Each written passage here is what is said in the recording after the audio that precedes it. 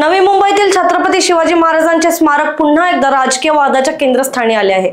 मनसेचे अमित ठाकरे यांनी उद्घाटन केलेले हे स्मारक पालिकेकडून पुन्हा झाकून ठेवण्यात आल्यानंतर मनसेने तीव्र नाराजी व्यक्त केली आहे। मनसेचे प्रवक्ते गजानन काळे यांनी स्मारक पुन्हा सुरू करण्यासाठी गनिमी कावा करण्याचा इशारा दिलाय। त्यांनी आरोप केलाय की भाजप निवडणुकीच्या तोंडावर या पुतळ्याचे उद्घाटन करण्याच्या तयारीत होते। मात्र मनसेने आधी उद्घाटन केल्याने ठाण्यापासून नवी मुंबईपर्यंत भाजप आणि महायुती अस्वस्थ झाली आहे। मनसेने स्पष्ट इशारा दिला की स्मारक जनतेसाठी खुले केले नाही तर आणखी आक्रमक पावले उचलली जातील। पुन्हा एकदा आक्रमक झालेले आहेत, काय स्थिती आहे? छत्रपती शिवाजी महाराजांचं स्मारक जे गेली वर्षभरापासून प्रतीक्षित होतं, अत्यंत घाणेरड्या कापडाने बंदिस्त असलेला महाराजांचा पुतळा अमित ठाकरे साहेबांनी 2 दिवसापूर्वी खुला केला, विधिवत पूजा केली, स्वच्छता केली।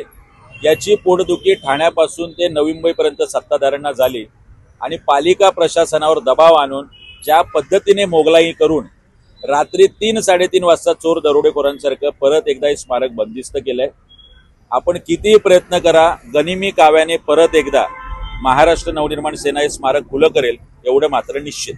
बीजेपीकडनं असं बोलतात की कायदा हातात घेत आहेत, बीजेपी वाल्यांवरती डास मारल्याचे सुद्धा गुन्हे दाखल नाहीयेत। महाराजांच्या सन्मानासाठी असे अनेक कायदे आणि असे अनेक गुन्हे घ्यायला निश्चितपणे आम्हाला अभिमान आणि गर्व आहे। 100% गनिमी काव्याने जर या स्मारकाचं लवकरात लवकर अनावरण झालं नाही, लोकार्पण झालं नाही, महाराष्ट्र नवनिर्माण सेना परत एकदा गनिमी काव्याने हे स्मारक खुलं करेल। Bureau report, Lokvahini media, Mumbai.